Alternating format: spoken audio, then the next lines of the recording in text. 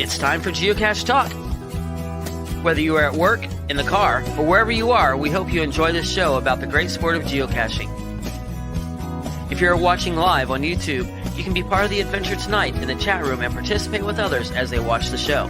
If you are listening later, please give it a like and subscribe on your favorite podcasting app so that you can get all of the weekly Geocache Talk goodness. If you have not become a patron of the Geocache Talk Network, what are you waiting for? Patron levels start as low as a Bison Tube level at $3 a month. To sign up is easy. Simply go to the Geocache Talk website and click on the Become a Patron button, or go to patreon.com/Geocache Talk. Patrons now get the famous Blackout coin, invites to special events, and other really great items throughout the year. Become a patron today. Have you subscribed to FTF Magazine yet? FTF Magazine is the #1 geocaching magazine available. It is a quarterly magazine that you can be part of. Submit your geocaching milestones and adventures to be published. FTF Magazine is also interactive with puzzles to solve and the hunt to find Spartacus. If you can solve the puzzle or find Spartacus, then you will be entered in to win a special pack tag. Every new subscription, you will receive a special swag pack. Subscribing is easy. Just visit FTF's website, ftfgeo.com. Don't miss out and subscribe today. Logwork, the creators of the fantastic logbooks made with genuine write-in-the-rain paper. The logbooks designed for the micro-containers of the present and future, geared towards the hider who'd rather go caching than doing cache maintenance. Find them at logwork.com.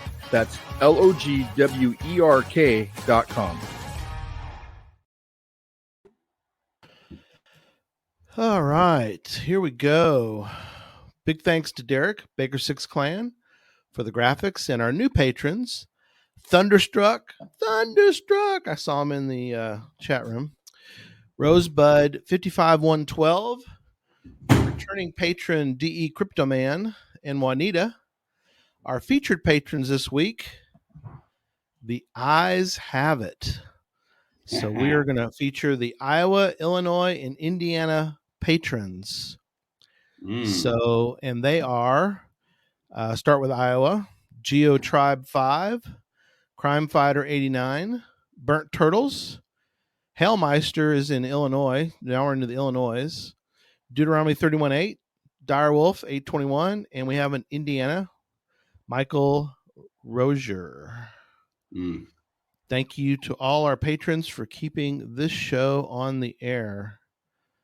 And with us tonight is my longtime co-host, Memphis Mafia.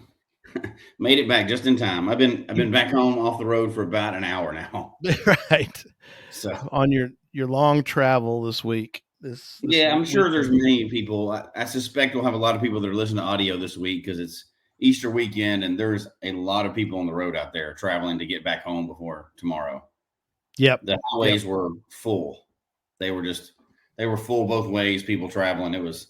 And unfortunately crashes and everything else. So yikes. If y'all are out there listening live and you're on the highway, stop. listen later and be safe. We want you to always listen, but just be safe. We went by a lot of crashes on the way home today.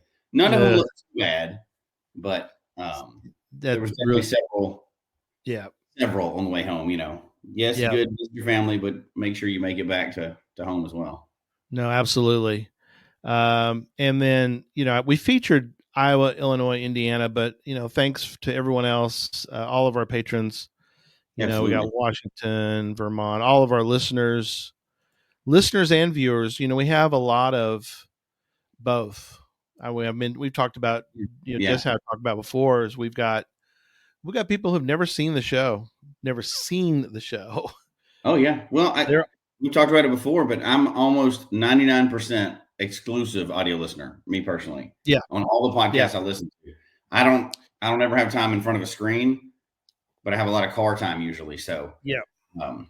And I try to save them all for the car, so I have something for the car to listen to. But Absolutely. It's weird, especially listening to our other shows, because it's just weird because all the people and you don't see them. So I don't know, it's weird, but everybody consumes it in a different way, right?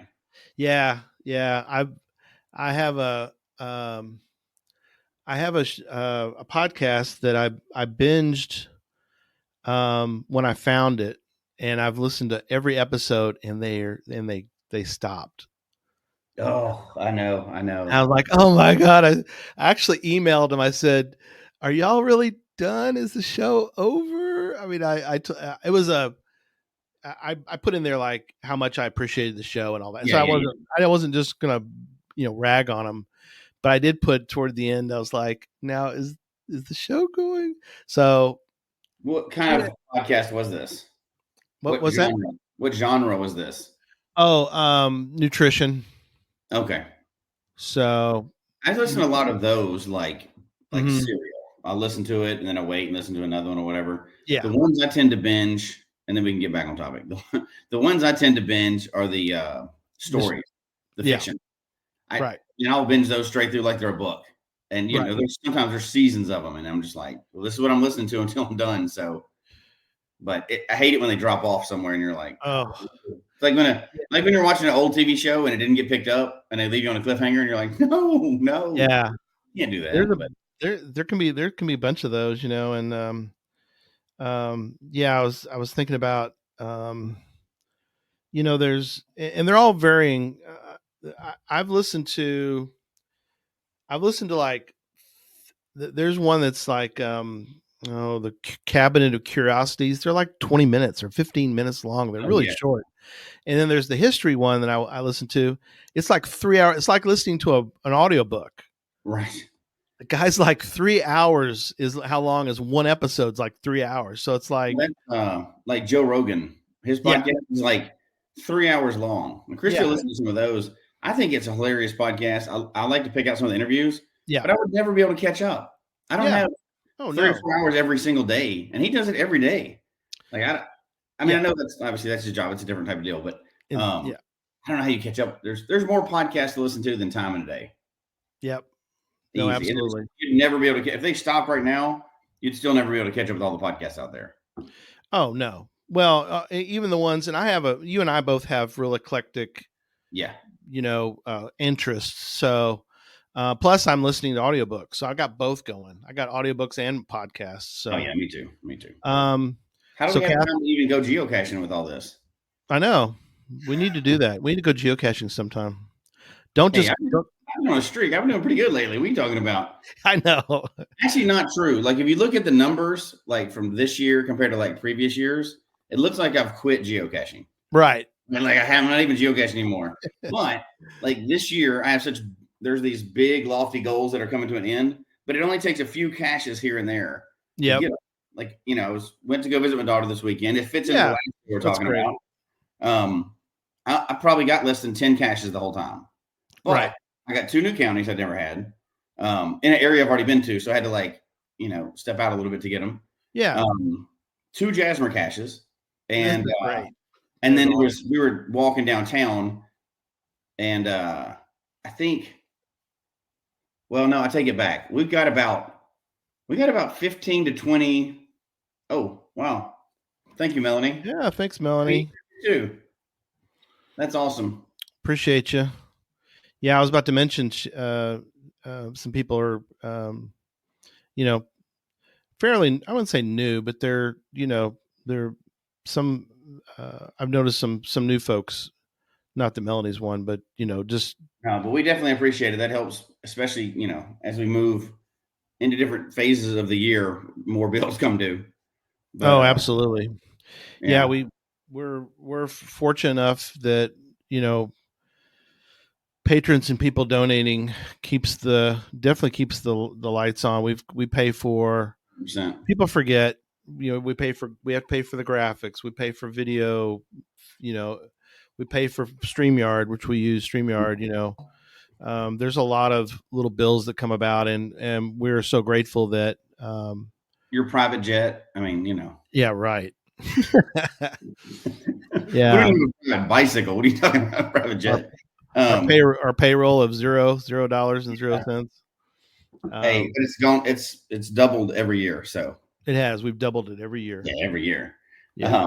No. Yeah, a lot of I can feel people cringing when I say this, but I got like maybe 4 real caches real caches, and then lately? 20 lab caches.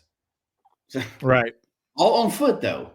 We walked That's good. 22,000 steps, which ended up being 8.5 miles. Wow. Getting those just all around downtown, just sightseeing Right. the historic part of That's cool. yeah, it was just crazy. We went all around. Yeah. We'll get into a couple other things here in a moment too, because I'm I'm going to need you to go. Yeah, I do two splurge on natty lights. I'll get you whatever you need, Tom. Tom needs a nice, good squirrel trap right now. I think he's working on. He's got a squirrel that's basically trying to eat a car one bite at a time. Oh, wow. So that sucks. But we I forget where we're going. Let's do some news. What do you say? That's right. How about we do that? Let's do that.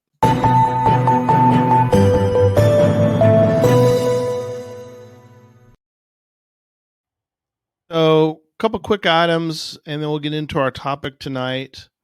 But I wanted to mention a couple things. One is April 20th is the deadline for the Friends of Cache Fest orders. Mm-hmm. It's going to approach fast. We're about to hit April, and so at that point, it's cut off. And I think that's the one to really do, because you get to create your own coin.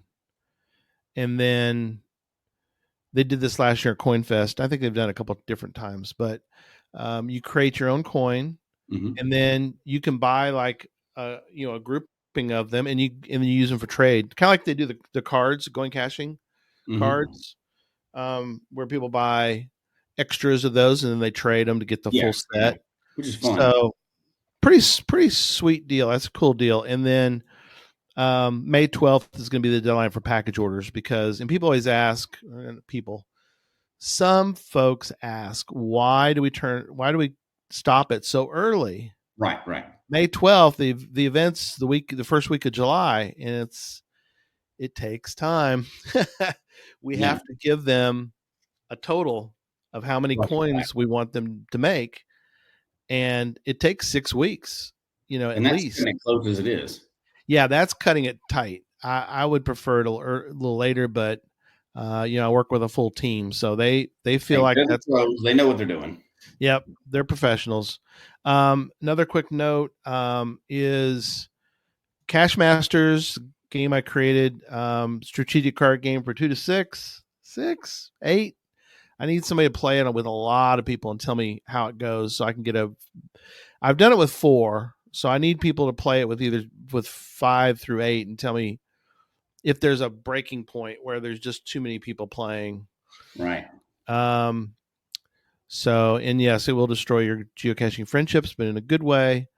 And I'll give you the link to that here in a moment. But I wanted to show some of the cards for Cache Masters and kind of explain why, because I've had people ask me, like, what do you mean it's going to destroy friendships? And it's like, well, you have containers like the ammo can, which we're going to talk about tonight, which is a really good container. We're going to talk about bad containers, and you have to get a logbook and a pen to complete the container, and then which makes a cache, and then you get to collect it, and you get 5 points. Got the big 5 point at the top, plus the logbook and pen are worth a point apiece. Yeah, game night. Yeah, we need to do that. We're doing that, I'm sure. You can be an FTF hound. It allows for 2 additional actions during the action phase, and that's when it gets critical, because if you have a logbook and your pen, you can't play them both at the same time. You play it, and you're playing it in the middle of the table, right? And so there's a risk, because everybody's trying to finish it, but everybody's trying to finish the same ones. So there's a risk. Yeah, and then there's chaotic cards. There's a chaos card. Everyone passes their hand to the left. So that's where that's where the destruction of the friendships, because it's still good fun, but there's some. Do you have an armchair logging card? I need to have maybe the supplemental deck. Yeah, But there's some chaos. There's different chaos cards that are in it, so it kind of makes it more of a party game. So, but so the reason I mention is tonight, if you use the code Hailmeister, you'll get 10% off your order, and that code is only valid. Well, it's been valid all month, but the month is ending. So, Oh yeah.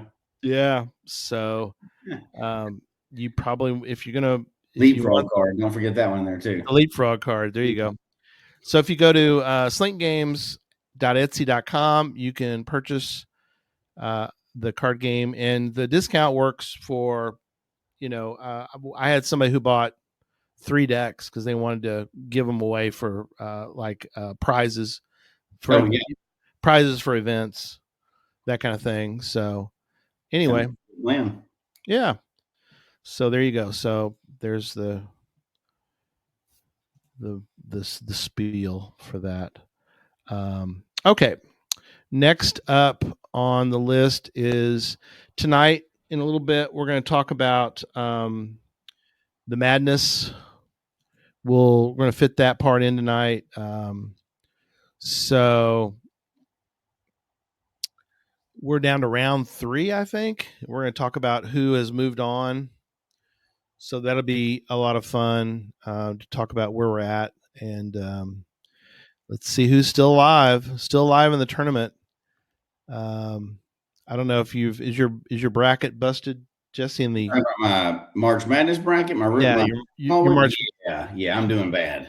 Yeah. I was doing good, and I don't want to get off track, but I'm kind of with you. We're kind of listening to games today, so obviously both, this whole week, last week, we've been watching all the games.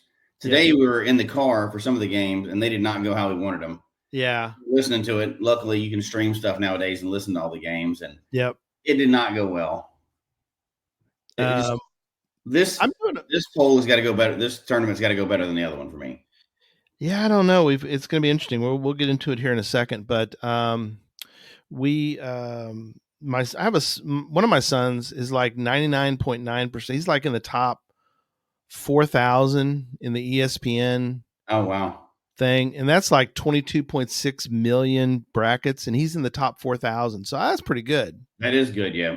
I think he's only missed. Well, he's 99.9. He was. Yeah. I don't know about today, but that was before this next round. So mine is not. So yeah, I was okay. I was in 2 million. I was in the not great, but 2 million out of 22 million, I think is it's okay, I guess. Yeah, but I usually pick mine based on who I want to win, not who I actually think is going to win. Yeah, I don't care about all that. There's certain teams I just want to win. I'm not going to bet against them. So yeah, I hear you. But I have no stake in it, right? It's just a family. There's 2 of them that I'm in. One's a direct family, one's a group of friends, and that's all we do. Yeah. Okay, let's start with the funny thing is I want to start with the ones that were in the geocaching forum, because I find that it needs to be updated. Yes. Tell me, Jesse, if you think that this list is a little outdated. So they start out with tobacco cans. Have you ever found a cache in a skull or? Yeah, I sure have. Have you really? I have, indeed. It's horrible. It's a stupid idea. The container itself is terrible. It's cardboard, isn't it? Much less what was in it beforehand, right? Right, exactly. I think it goes without saying. We can talk about it, but it goes without saying that there should be no food, no strong flavors, no smells, and you're going to put these out in public because bugs, animals, everything else. That's dumb and gross. I mean, we shouldn't even have to do that. We're talking about containers, not just the stupid parts that go with it. Yeah, but the container is not made for being waterproof. I mean, it's just not. No. And to hold up to the elements and everything else. No, that's ridiculous. So that's one of the dumbest ones. But there's some dumb ones. Listen to the next. There's some of these in here I've found. I don't know if ice cream pail. Yeah, like a plastic container, like you get the big. I've seen that too. Like big think about the gallon of ice cream. Okay. With the little plastic handle on the top that's real flimsy. Yeah, I have seen that as well, and that's dumb. It is. It's not.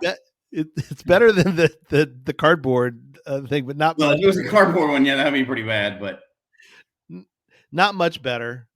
Because they just don't last. I mean, No, it's not. No, that's and you know, there's one thing. Okay, before we go further, get 'cause into it. I don't want to like berate people that are brand new to the game, right? If you're brand new to Right. the game and you put out something like this, it's just because inexperience and you haven't done the things like we tell everybody to do. One, talk to somebody else before you go hiding anything, even if you have experience, because we all get tunnel vision, right? Like when you get focused on a project, you're like, I got to get this out. It's going to be awesome. Everybody's going to love it.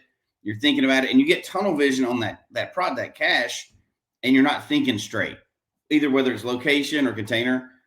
All of us, you and I have both hidden tons of caches. There's people that have hidden more, but we've hidden a lot, right? You still need to beta test it. Get somebody to look at it, to check it before you go live with it. It's just, unless you're just buying something from HQ and sticking a little blinky on something, that's pretty simple. But even still, the location can be bad. But if you're putting a container that's not a commercially produced container that you bought like from HQ or Land Sharks or one of the those companies, one of them, you need to have somebody look at it. Or and there used to be a YouTube video a long time ago. I don't even know who did it now. I can't even remember. But they were saying, take your container and put it in the water. Put it in a tub of water. Right. If the stuff in there does not dry when you pull it back out, don't use that as a container. Don't use it.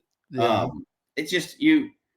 Having said that, people that are brand new, let's say they don't even know to beta test it or whatever, they're going to make simple mistakes like this. But I have found these containers from experienced cachers. Yes. Now I did find one time that was like a plastic baggie, like a zip, not even like the high dollar Ziploc. That was it. That was the whole container. That was the container. Yeah, I know. And I thought, okay, somebody replaced it or the container got broken. No, they put it there like that. It's like no. Yeah, that's on the list. It was like a brand new person. They didn't know what they were doing. So you got to learn from it. Hopefully some people didn't just chastise them. They said, hey, dude, this is not going to work. But if you've been around for a little while, you got to think through some of these containers we're going to talk about tonight. Yeah. So some of them that fall in that category, Jesse, that are the cheap plastic that won't last. And so in that grouping would be like a margarine or butter container. First of all, food. Second of all, terrible containers, not made to be out in the wild. No. A plastic coffee container. I'll be honest, I did one of those one time. I will admit, but never again. I thought you just don't.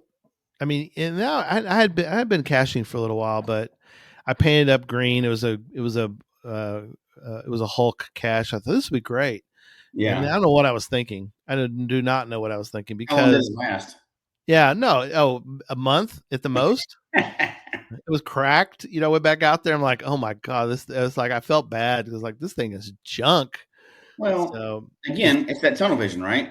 Yeah. You see something, you just think, oh, this will be neat. People love this, and you're not thinking rationally about it because it's your own project. That's why you always got to have somebody check it or talk to somebody about it. Oh, absolutely. And you forget how brutal the outdoors is. Oh yeah. We'll get into some of those here in a minute, but the things that still, and again, plastic bag, plastic bottles. Yeah.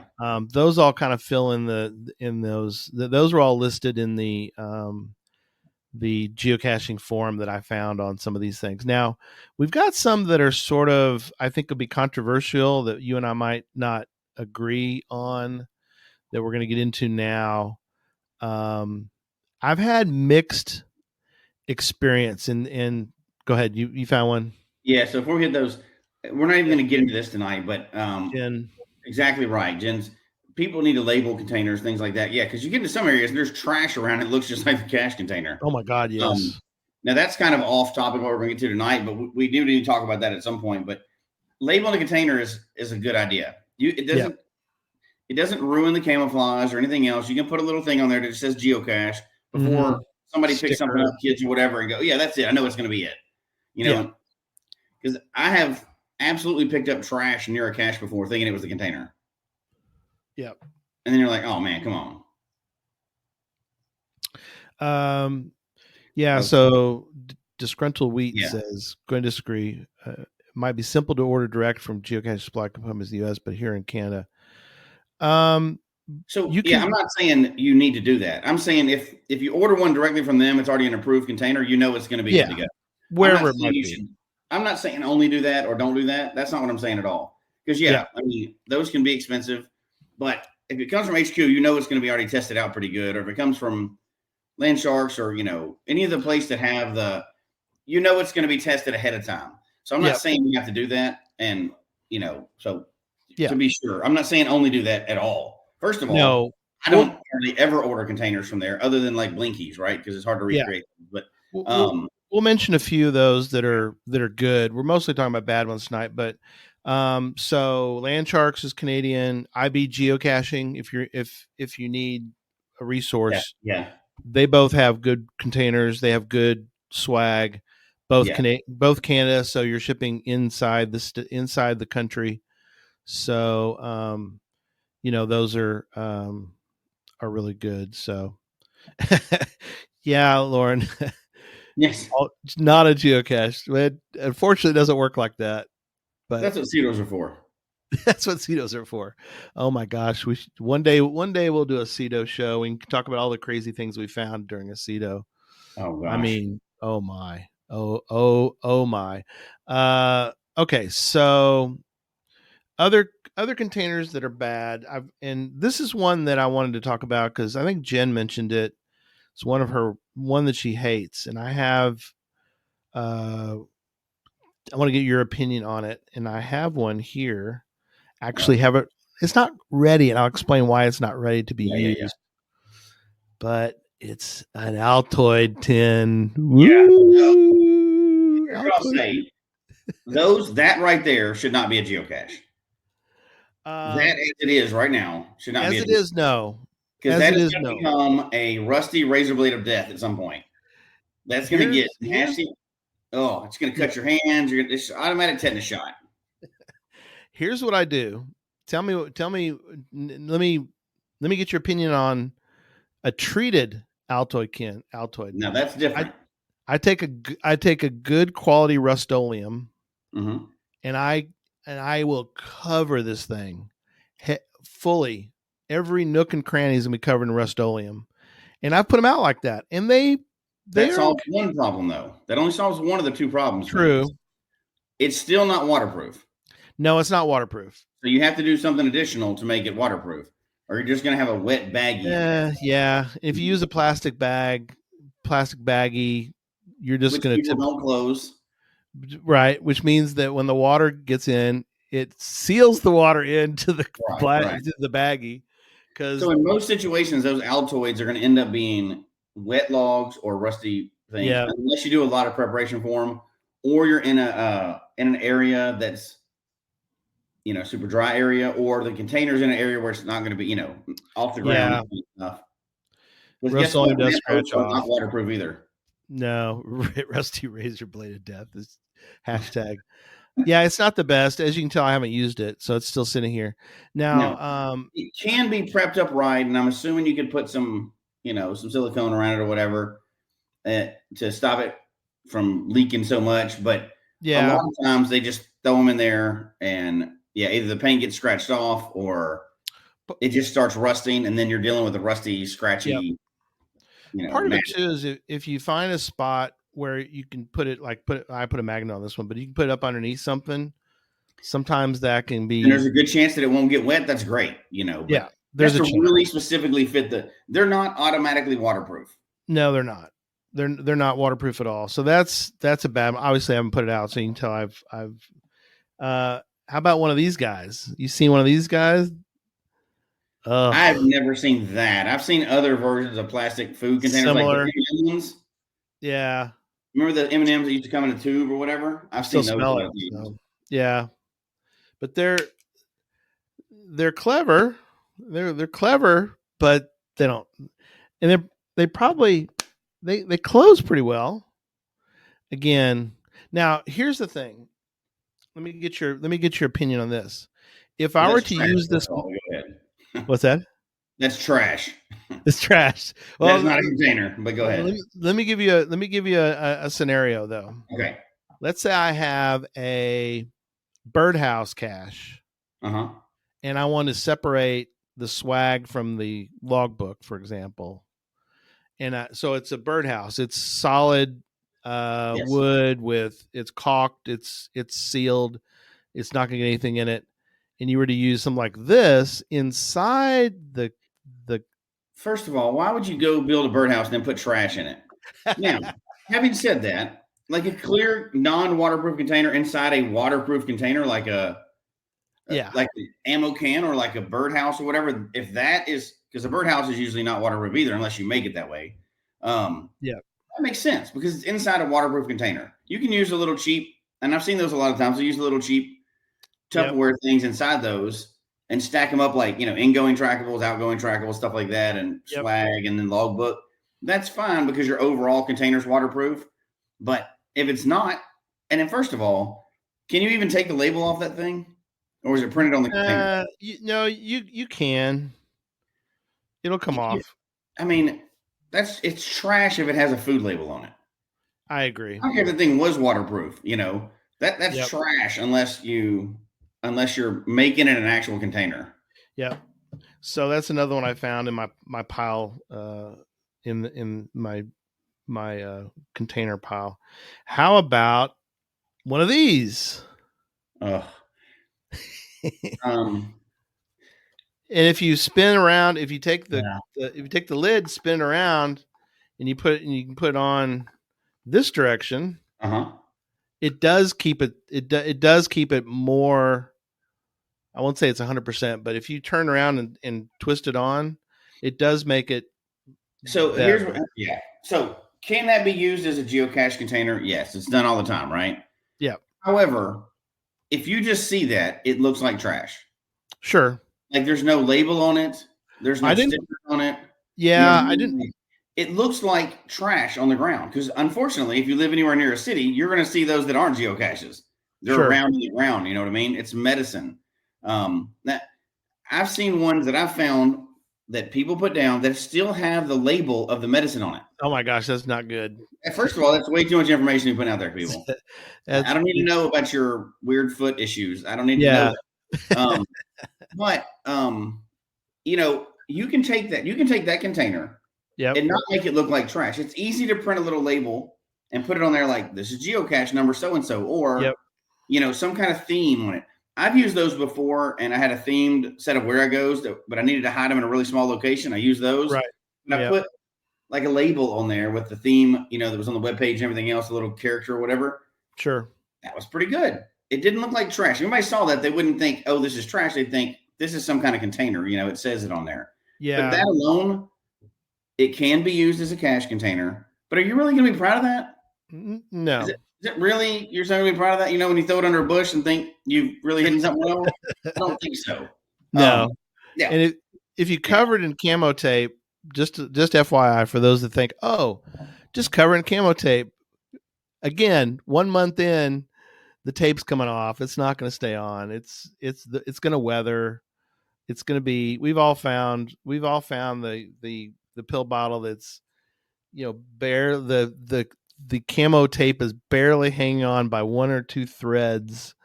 It's just not going to work. Well, and camo tape just goes. It's usually the last one I found, which was this week. Right. On the container and the camo tape on the ground next to it. Yeah. It had come all the way off and it was just trash again. Right. Now, having said that, I don't like the camo tape anyway because it usually doesn't last very long in most environments. No. But a couple people, there's a couple comments there too. Like clear container is not a bad idea. No, clear container is not a bad idea. What's even better is mark it as geocache. You know what I mean? Yeah. Mark it just looks like paper inside. It could look like drugs or whatever else that people, But if you mark it clearly as a geocache, like, hey, this is a game piece. HQ's got those things that you can just print out and put them on there. That's even better. Most bombs are not going to be that effective if they're in an pill container. So we don't have to worry about being a real bomb. But whatever. I know they call on weird stuff. And don't make a PVC pipe one. Oh God. Yeah, we've been through those stories already. But we like Drusilla mentioned, she's trying to keep a cache going that goes missing a lot. So she'll put temporary containers out there a lot. Yeah, just temporary. That works, right? Yeah. But if you put that as a permanent container, and Tom mentioned LPCs. We've seen some very cool LPCs, like Legoland built up under it and stuff like that. Yeah. Now, if you're talking a dime a dozen LPCs or Power Trail, it's acceptable. Yep. It's totally acceptable, right? It's not going to be something you're proud of, but it's an acceptable container that works. Yep. I would rather see other things, but if you're going to put it out there, mark it, maybe, Absolutely. I have another one for you that this one, if Charles was on tonight, this would drive him insane. And that is, Brad, you are correct. They seem to be of thicker quality, like thicker plastic. Yeah, they're usually the ones I had anyway. I think they're white, right, and then have the top. Yeah, goes over like that. Yeah, those are. I don't know that they're waterproof. They may be. These are pretty thin. If you're keeping them inside the house, I don't know how they'll hold up in the elements over time. The ones I've never come across one that's broken. The ones I've seen are in pretty good shape. Now, I haven't tested them extensively or whatever, but they do seem to be of higher quality sometimes. Yeah, that's true. Yep. So this one I'm going to show you is one that drives Charles up the wall. Oh gosh. It probably drives you up the wall too. So the blood vial. Dun dun dun. Now, so before I get into the negative part of that, I will say, all right, so if we're talking about bag containers, and I know it shouldn't be different for anywhere, right? But those little ampule containers and LPCs and stuff like that, when you're talking about a big, I'm separating this out. Big Power Trail. Yeah. Those are just whatever you can put out there, right? I know how people do it. It's a big Power Trail. Yep. They're not individually good. They're just a hit and move on, right? Right. We're talking about more like individual caches here. I understand that Power Trails, when people put out Power Trails, you got to put cheap containers out, or replacement or whatever. You're putting cheap stuff out because it's probably going to be moved. It's probably going to be swapped and all this other stuff. Right. Those are probably going to be stuck in a fence, a fence post or whatever. But as an individual cache, if you're looking at it as an individual cache, Tom hates them too. Those things, they're always, the top always comes off of them. Top's gone, or if it isn't, that little tiny piece of plastic is broken. Yeah. Your tweezers just pulling out a big mess of mesh, mush. I mean, now where those are cool is when you use them as part of another container. Yeah. Right? Like you've seen the one with the golf balls and stuff like that, or some kind of that's where the little log goes inside your bigger creative container. Yeah. It's awesome for that. It's just a little thing, that's not the only part of the container. Yeah. I've seen where it was at a winery out front, and it was filled. I don't know if it's still there or not, but it was filled with cork.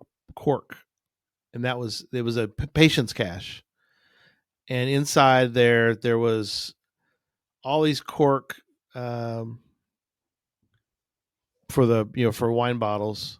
Yeah. And each one of them had been drilled with and had a little one of these blood vials. And so you had to go through inside a bigger container. Yeah. Inside a big Tupperware.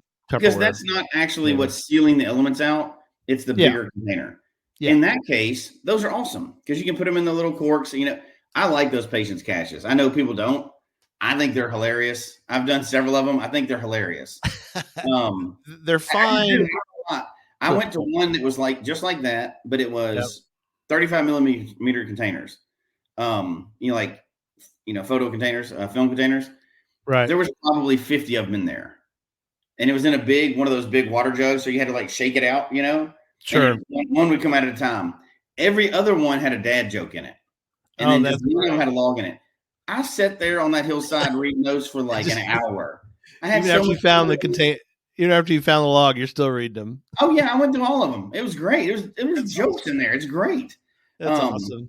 Now, if you're trying to power through something, that's not the cache you want. I wasn't. I was in Colorado. I was sitting on the side of a mountain, and I found this thing. This is great. It made my day. I had a lot of fun with those. But that in that case, that would be the redeeming quality of that one. It's inside, it's part of a more creative, right? But that as a cache by itself, that's terrible. Some of the comments on this one, Tom says they look cool inside the trash can. Thank you. TKD Scouter says, I've used them as part of a multi-cache with coordinates. See, Not that's necessary to creative. I open it. like that. That's Yeah. great. You can seal it up. You can see the coordinates in it. That's a perfect idea. But Yeah. that thing is not going to stay. That's not going to keep a log dry. No. Now, and here's the thing too, because I don't want to come off as like we're ragging on people for doing this. We have all, me absolutely 100% included, have tried containers that I found at a store and I just like, oh, this would be cool. And it turned out to be a flop. Yeah. It just did not work out. So that's on all of us. All of us have done this, right? Yeah. And sometimes they work. Sometimes they work great. But if they don't, you got to kind of abandon it, and do something else or whatever. But it's one of those things. It's kind of a lot of it's trial and error. Yep. I was trying to find. Let me see if I can find.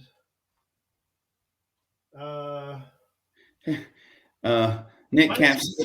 The best bad container I found was an Altoids 10 skirt lifter. The logbook was the receipt from the Walmart where the Altoids were purchased. I've always wondered what the CO did with the Altoids. That is funny. Bought it and put it right in there. That's as funny as that is. That's not going to last in the long term, right? No. And we're not going. The plan tonight wasn't to get into good containers, but I will mention a couple that are just on my desk, which was Bison tube. I've never had much trouble with the Bison tube. Have you? Except, well, yes and no. The O-ring. So those containers are great, except you still have to maintain them.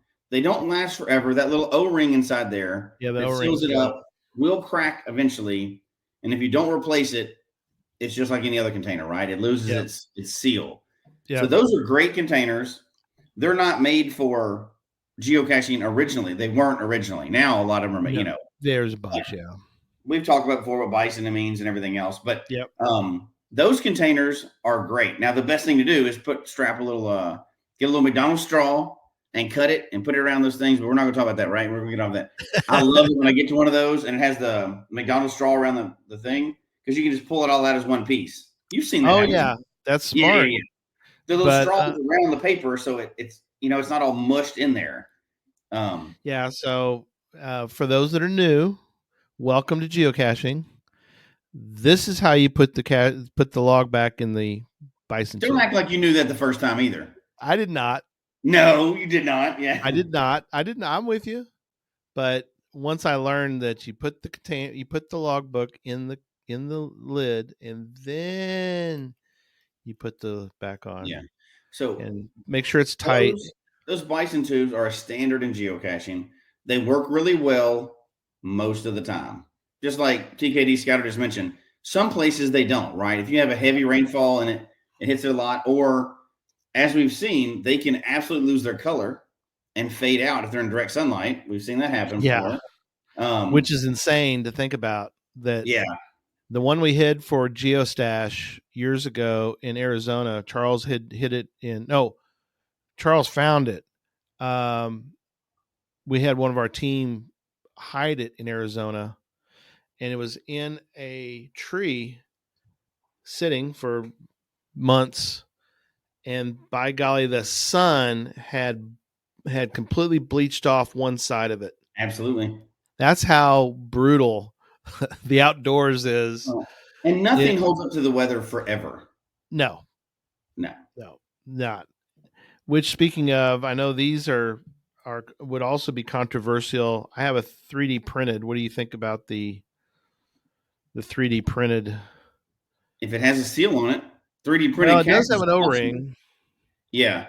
If it has a seal on it and it stays waterproof, I would much rather find that. Oh, that's kind of on top of a medicine bottle or something. No, it's just 3D printed. It's just the 3D print. But so first of all, kudos to whoever did that because that is cool. Yeah. And way more creative. If you're taking a kid out caching, what is he going to rather find? That or a pill bottle? Right, exactly. I mean, that's awesome. As long as it's waterproof, that's awesome. I think it's mostly waterproof. Yeah. I mean, nothing's 100% waterproof, No. They claim it is. So let me see. I'm trying to find some other. I got some But more. so 3D printed containers are just like anything else. If it holds up in the weather, it's already got plus points on it, right? Because it's creative. Yep. And you want to see creative containers. Oddly it worked. I found a cache this last week or whatever. It was in the side of a brick wall, an old like stone wall. Okay. It doesn't seem like it would work, but it worked really well. Somebody had a sponge Right. that was painted to look like one of the stones in the wall, right? In this old historic wall, but there was a stone missing. And they had a bison tube behind it with a string to make sure it didn't disappear. But that stone, the sponge fit right in there and looked like a stone. So that wasn't the container; it was the bison tube. But it was back up out of the elements, so it should last a long, long time because it's not hanging out in the sun. It's not going to get wet. It's got a painted sponge in front of it that looked like a rock. It fit perfectly in the wall. Now, you still probably have to change that container out every once in a while because they're not going to last forever. But it's up out of the elements. The log was completely dry inside it. It was well done. I'm just looking around with my caching bag, but these I think are really good. I want to get your opinion on it. The preform. Oh yeah, those are great.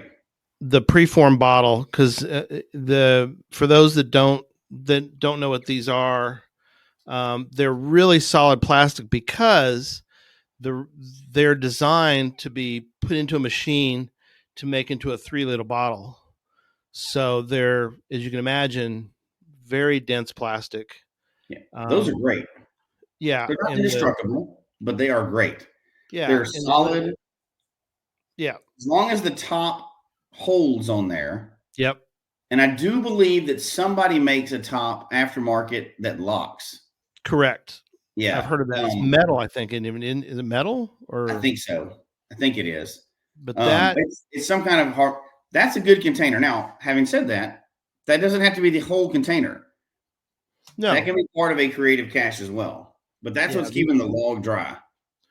None of them are going to be perfect. I mean, I guess the most perfect would be an ammo can, because ammo cans would last. I mean, they'll get stuck a little bit. Quite well. I mean, they're made by the military. You know, they're made for a more important purpose than what we're using them for. But they can still dry rot. The seals can still dry rot. They can still rust. If you live in Colorado or wildfire area, they can be burnt up. Right.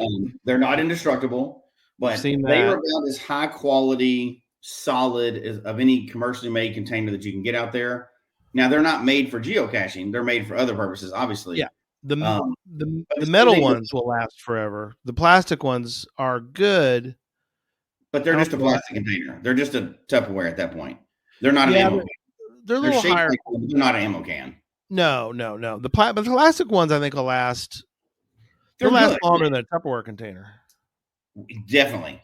I definitely agree that they will. Yeah. But not as good as a metal one.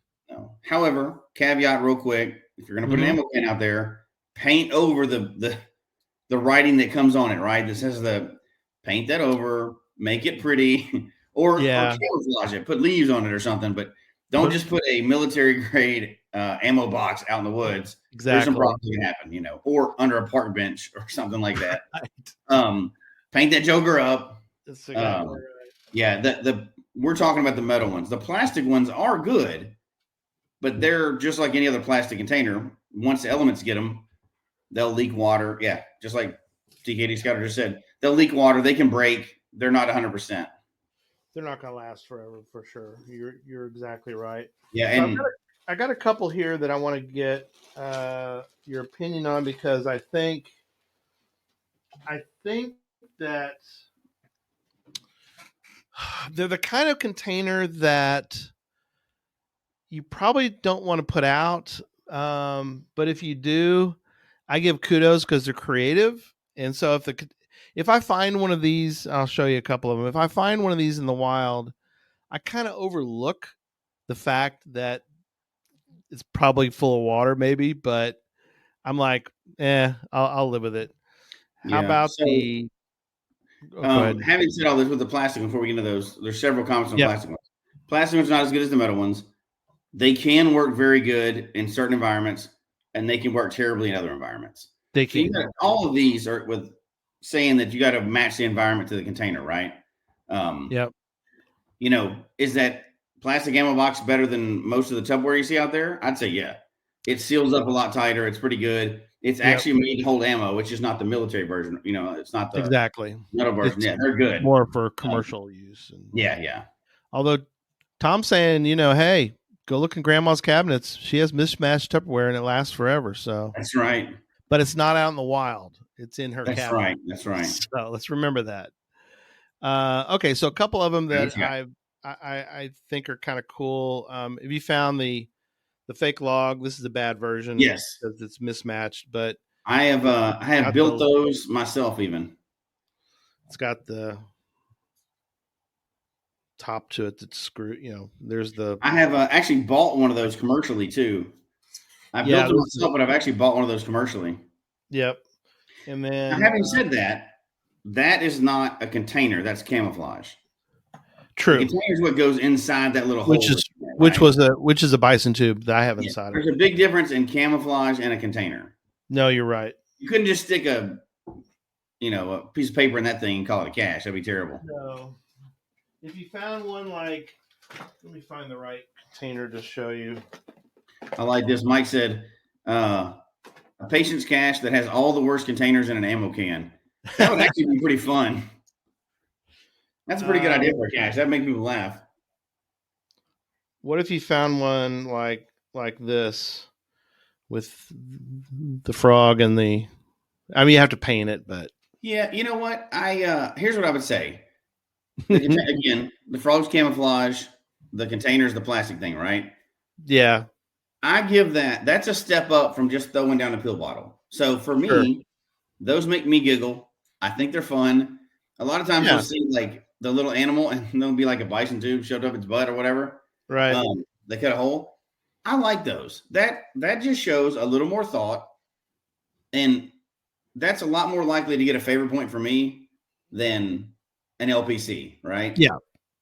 As long as they're putting some effort into it, it shows that they're going above the bare minimum that you have to do. Absolutely. A druggy frog, Mom said. A druggy frog. He's not druggy. He had a pill bottle in his mouth. Oh yeah, that's true. I guess you're right. He's but you know what? Here's the thing. That's camouflage you're adding to a container. It doesn't make the container any better, but it makes the cache more fun. Especially think about it. This is a game for kids a lot of times, right? Mm-hmm. A kid would much rather find that little animal. Hopefully. And there's no reason not to do that on an LPC. It'll fit perfectly under there. Absolutely. And it's just funny. Yeah.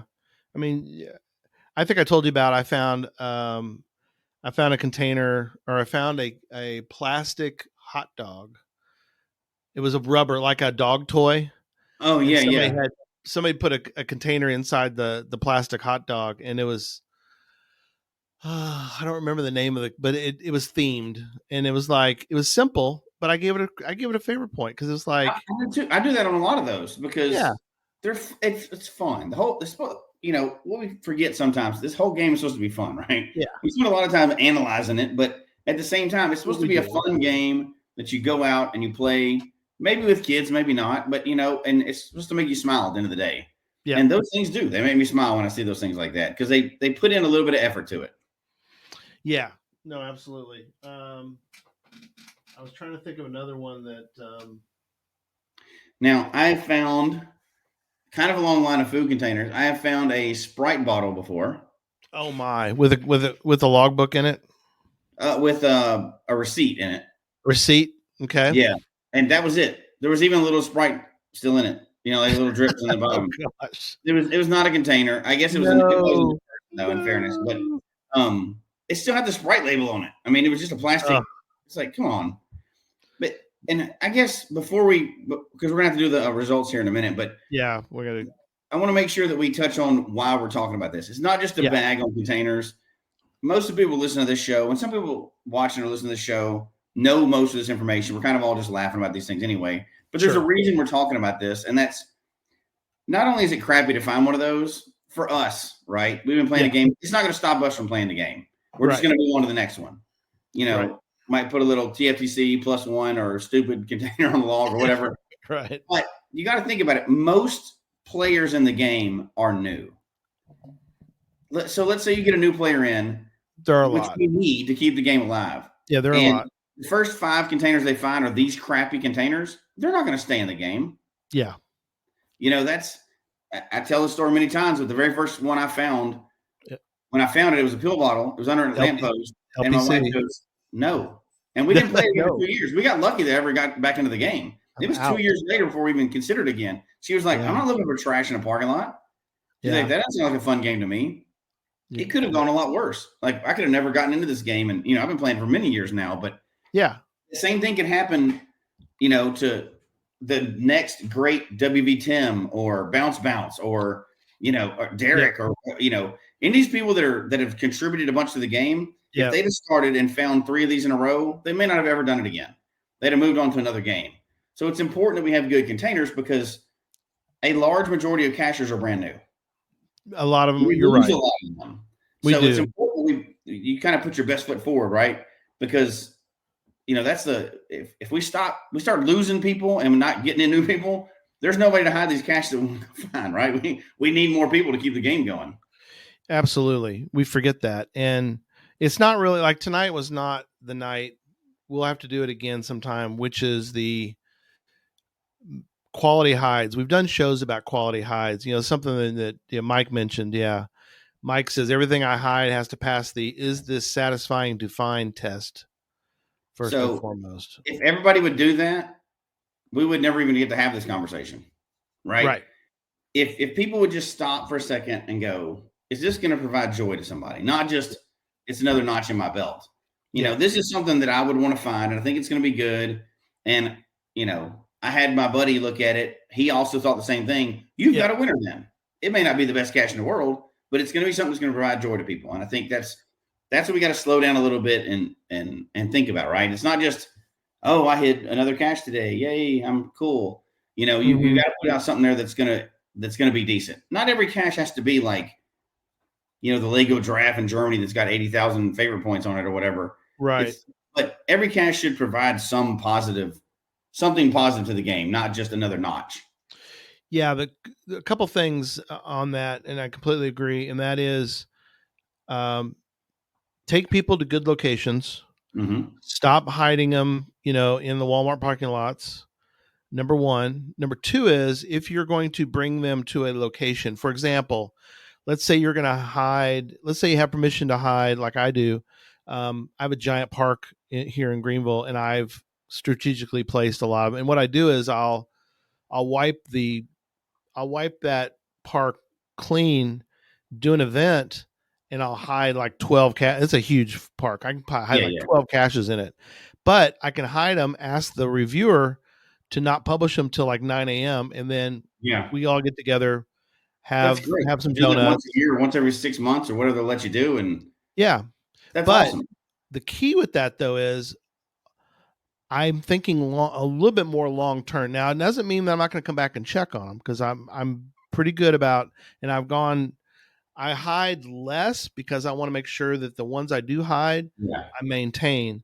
But one thing I do is for that location, I'm not going to hide this. I'm going to hide a quality container because I might not be back for a month or two. I want to make sure that it's going to last. So, hide in good locations, use quality containers. And I guess that's a good example too, Jesse, of, they all don't have to be gadget caches out. Now, if you can, great. But if not, you want quality. There are places where, you wouldn't want it to be that way anyway, because gadget caches are not hard to find. Right. A lot of the fun of the game is trying to find something that's hard to find, right? Yep. So we need a little bit of everything, but it's every one of them that you put out, you need to be proud of. Yep.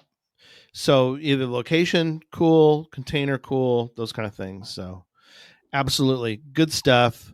Don't forget, we got to give our results. Yep. From About to do that right now. So thanks everybody for that. We're going to get into the next round and see who survives, who's still in the brackets, because we're about to start a new round, and what has survived. There's some shockers out here, not Wichita State shockers, but just shocking results. So the first one is this week, the traditional went up against the mystery.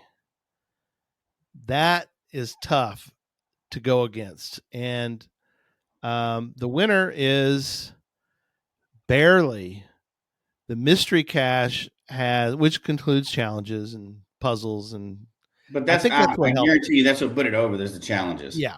The traditional cache, we all like them. That's how almost every one of us got into the game that way, Bread and butter. That's the bread and butter. That's geocache, and that's 90% of what's out there. Yep. But I think mystery cache got the bump because of challenges. There's a lot of hardcore challenge cachers out there. We all love the bread and butter, but yeah. We all want dessert at the end, and to me, mysteries are sort of the dessert. Right. Yeah. So it won 54-45, 54. Very close. Close though, very close. Yeah. Next one, maybe not as close, which was the event versus Mega. And it was pretty close. Mega was 58.2%. Events were 41.8%. So Megas beat the standard event cache. Yeah, that's not totally surprising. Megas are pretty fun, and they're a lot more frequent nowadays. So they're accessible to a lot of people. Yeah. Is that similar maybe to the traditional mystery? Is that Megas are sort of the dessert on top of the meal, and the event is the bread and butter? Maybe. Kinda? I don't know. That's a hard one. It's hard to know how. Yeah. The steak versus the cake. I don't know. All right. Next one is was the GPS maze was going up against community celebration. This was kind of interesting. Community celebration won pretty much 60-40. I'm gonna get your opinion first. Well, why do you think that community celebration did so well? More opportunity. There's a lot more community celebration events than there are mazes. Yeah, a lot of people. And the maze is kind of one of those things. Once you've seen it, it does get recycled, it does get changed or whatever, but you just don't have as many opportunities, and community celebrations can be so many more things. Yes. Well, and that's the thing. And a lot of people still haven't found Adventure Maze. I mean, they're not everywhere. Only a few people own. Only a couple people in the North America area. Now there's Adventure Labs overseas. Yeah. That are available as well, and they're going to be different. They're going to be similar, but they're going to have their own uniqueness to them. I think it's just personal preference, really. Yeah, versus the North America ones. But and then the last one, and this is a final. This was a final in this category because this is the legacy. So the legacy bracket is complete. The legacy bracket is over, and the winner was virtuals. That's not very surprising. No.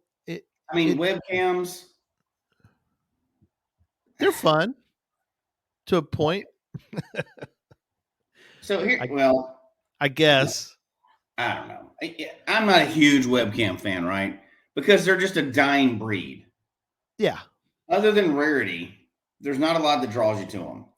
Now, we've mentioned many times that I wish they would still bring some out every once in a while, whether it's with GeoTours or HQ or Mingo, some special places like that you can still go do them. So it's still a living thing. But yeah. It's hard to be excited about a dead icon type, right? Like they brought other things back out. This one's dying. I think maybe they have a plan in the future for it or whatever, but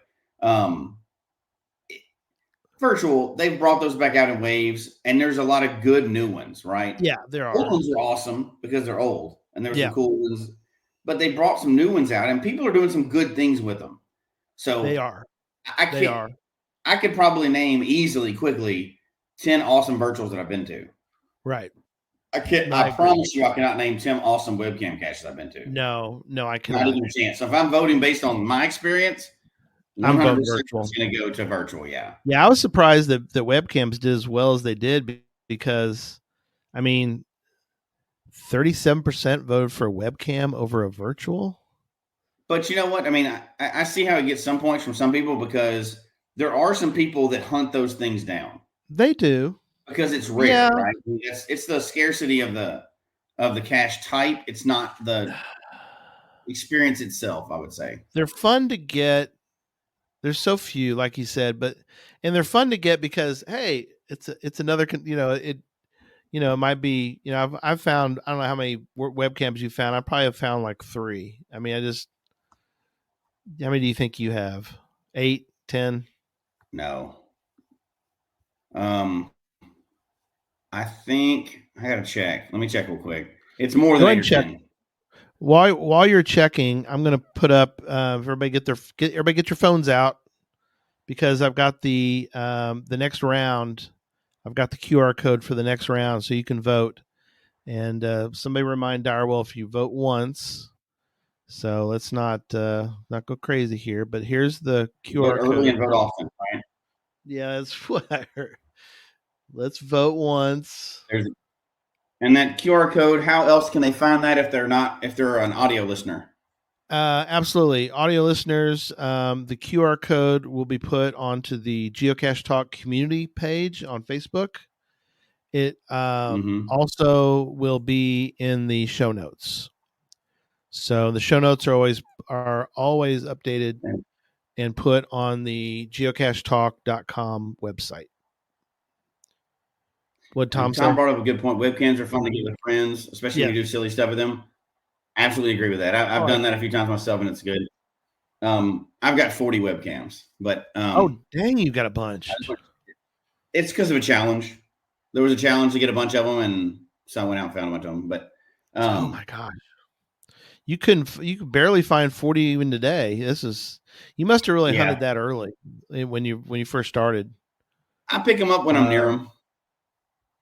I do for the most part. I've missed some, and then regretted the fact that I missed them, but I didn't regret too much because they are what they are. So, well, it's just for me, it's one of those things. Our style of caching is cache away more than cache at home, so that's how I end up with a lot of, that fits that kind of style of stuff. I have 3. I have 3. Yeah. Not a lot. You're almost there.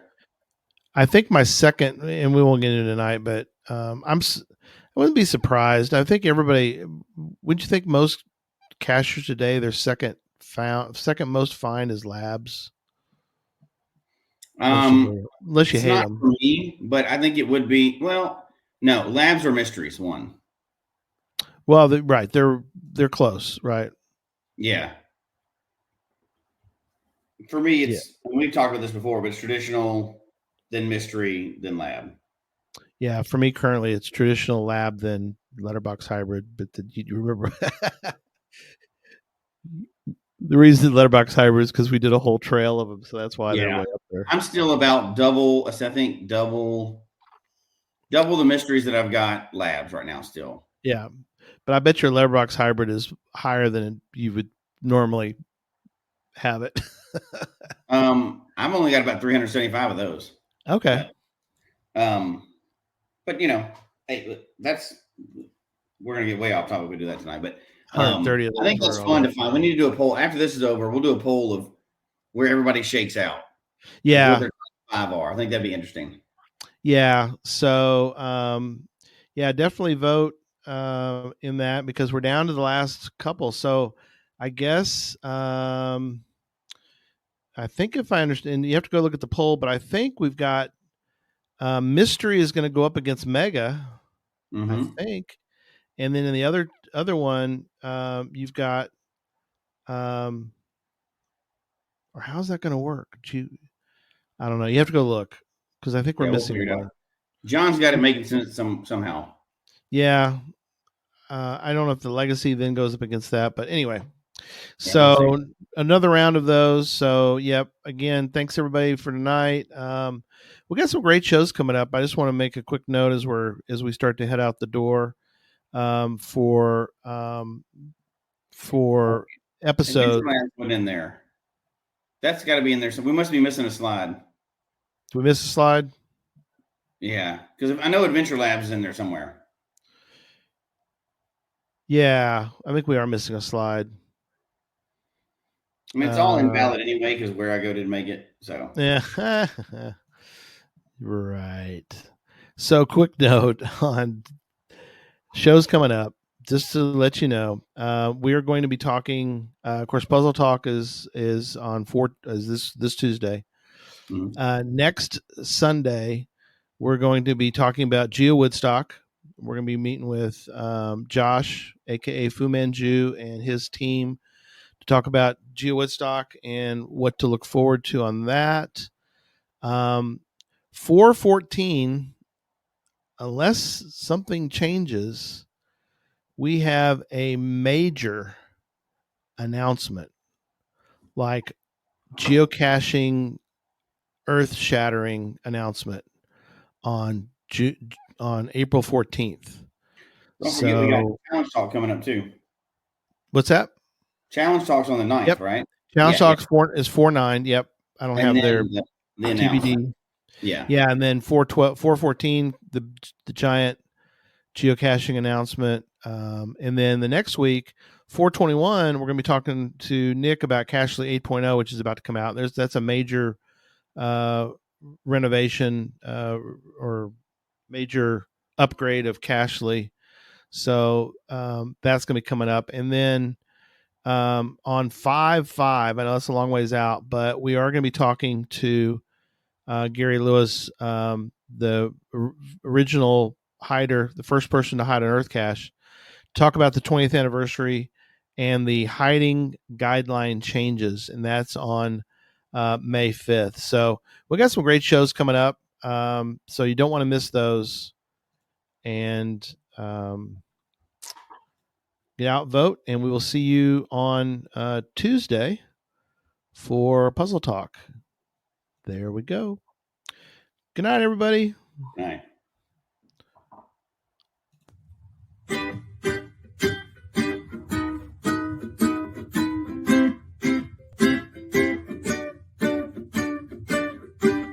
May your finds be many and your DNFs be few.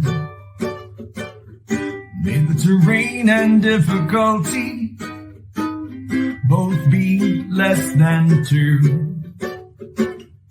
And whatever it is you're looking for, may it find its way to you. And may we all meet again. Folks, we hope you've enjoyed the show tonight. Please email us your comment at geocachetalk@gmail.com. Don't forget to follow us on Twitter, Instagram, and Facebook. The show can be found on Apple Podcasts, Stitcher, Radio Public, or Spotify, as well as at the Geocache Talk website. Don't forget to click that subscribe button below and ring that bell notification so that you can see and hear the show on a weekly basis. And tell your friends about the show. Get them involved with us in the chat room. And until next week, don't just talk about geocaching, go geocaching.